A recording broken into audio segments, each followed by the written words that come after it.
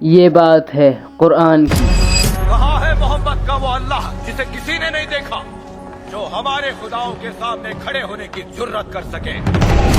یہ بات ہے نبی پاک کے پردادا ہاشم۔ مکہ والو، میں ہوں ہاشم عبد مناف کا بیٹا، اور ہم اللہ کے گھر کے محافظ ہیں۔ بالکل صحیح کہا، ہم اللہ کے گھر کے رکھوالے ہیں۔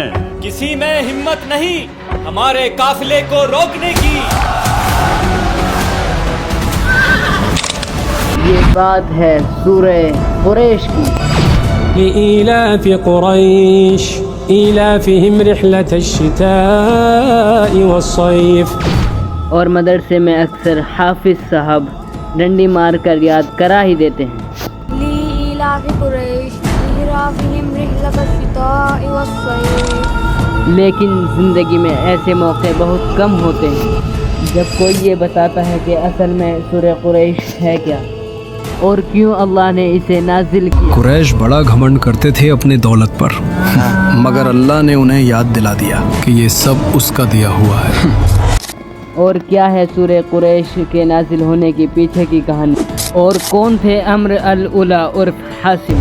یاد ہے نبی کے پردادا ہاشم کا زمانہ، میں اس وقت بچہ تھا۔ اور کیسے یہ قریش قبیلہ اتنا خود غرض ہو گیا کہ اللہ نے انہیں قرآن میں مثال بنا کر قید کر دیا۔ مکہ سے پیغام آیا ہے، اللہ نے قریش قبیلے کی غفلت کو لوگوں کے لیے سبق بنا دیا ہے۔ امپورٹنٹ بات تو یہ ہے کہ 1400 سال پہلے اس صورت کا اس وقت ہماری زندگی میں کیا کام ہے، جانیں گے اس ویڈیو میں۔ فليعبدوا رب هذا البيت الذي أطعمهم من جوع وآمنهم من خوف۔ اسکولرز کہتے ہیں کہ سورہ قریش مکہ میں اس وقت نازل ہوئی جب قریش کے بادشاہ نبی کریم صلی اللہ علیہ وسلم کے مخالفت کرنے لگے۔ اے بنو ہاشم کے لوگوں، ایک بات میری سمجھ میں نہیں آتی۔ کون سی بات ابو حکم؟ کیا سمجھ نہیں آتا تمہیں؟ مجھے سمجھ نہیں آتا، اگر اللہ کو پیغمبر چننا ہی تھا تو قریش کے کسی امیر سردار کو چن لیتا۔ پورے مکہ میں بنو ہاشم کا یہی مفلس شخص ملا اللہ کو۔ صحیح بات، اللہ کسی سردار کو نبی بنا۔ اور جب ان لوگوں کا غرور اور گھمنڈ حد سے پار ہو گیا تو اللہ سبحانہ وتعالی نے سورہ قریش کو نازل کیا۔ محمد ہر جگہ ہمیں لاجواب کر رہے ہیں، اور اب وہ ہمارے قریش قبیلے کے خلاف ایک نئی شاعری لائے ہیں۔ کہتے ہیں ہم ناشکرے ہیں۔ شاید وہ ٹھیک کہتے ہیں۔ سوچو ذرا۔ کیا کہا؟ میں سوچوں؟ یہ مت بھولو کہ ہم عام لوگ نہیں بلکہ قریش کے سردار ہیں۔ کیا تم بھول گئے وہ زمانہ جب مکہ بھوک سے تڑپ رہا تھا، بدحال تھا؟ اور یہ بات اصل میں ہمارے نبی صلی اللہ علیہ وسلم کے پردادا ابو ہاشم کے زمانے کی ہے۔ یہ وہ دور تھا جب مکہ قحط کا شکار تھا، آبادی کم تھی، اس کے باوجود لوگ بھوک سے جھچک رہے تھے۔ ان کی ہر ایک سانس اپنے آپ میں ایک سوال تھی۔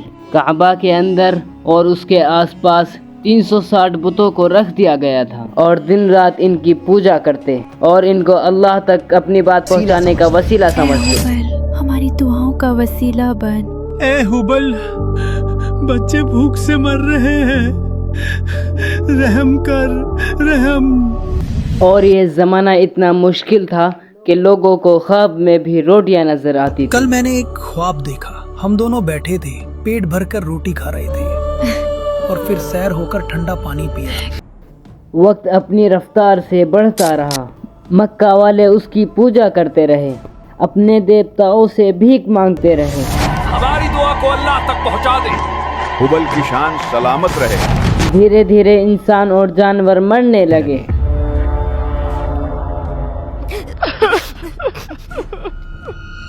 اور پھر ایک امید اٹھی، ایک آواز اٹھی۔ ارے یہ کون ہے؟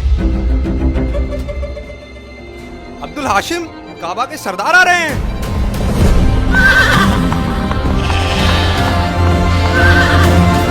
ہاشم دور دراز علاقے کا سفر کر کے اپنے لوگوں کے لیے کھانے کے لیے سامان لے کر آئے۔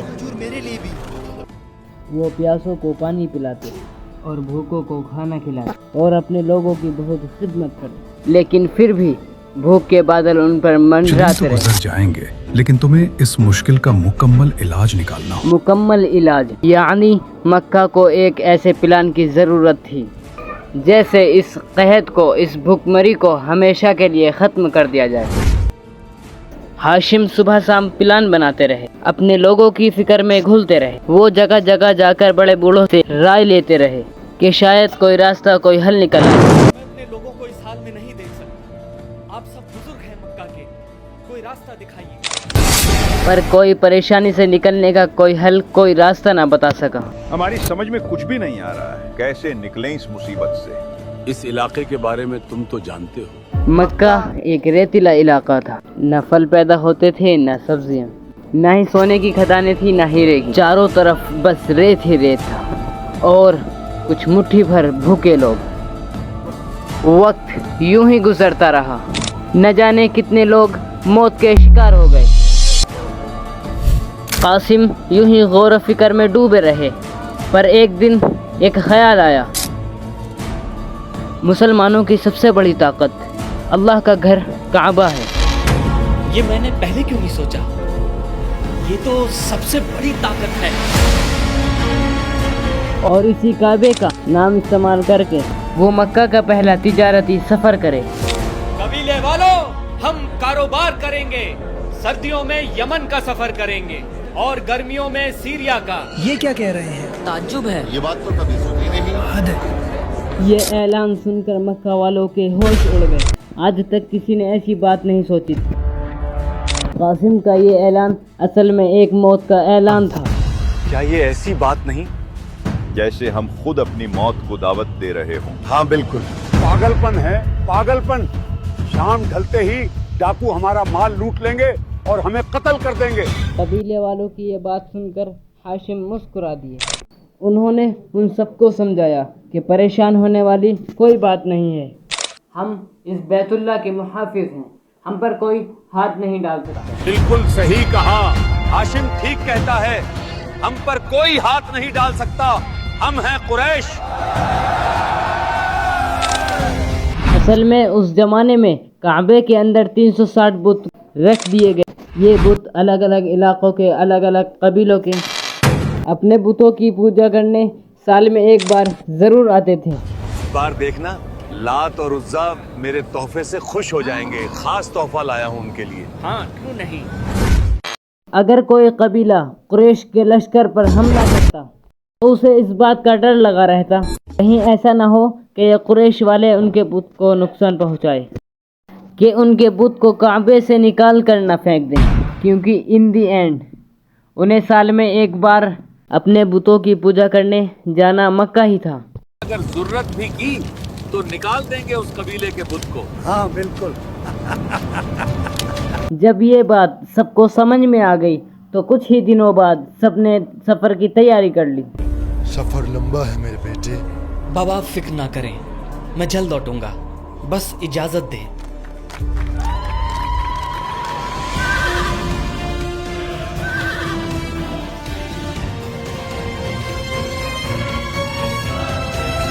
وہ سردیوں میں یمن اور گرمیوں میں شام کی طرف جاتے، اور اگر انہیں راستے میں ڈکیت مل جاتے تو وہ ان سے کہہ دیتے، نہیں جانتے کیا ہم بیت اللہ کے رکھوالے ہیں۔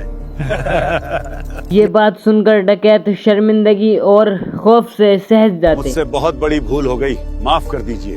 کوئی بات نہیں، لیکن آگے سے خیال رہے، بے خوف ہو کر آگے بڑھو پوری رفتار سے۔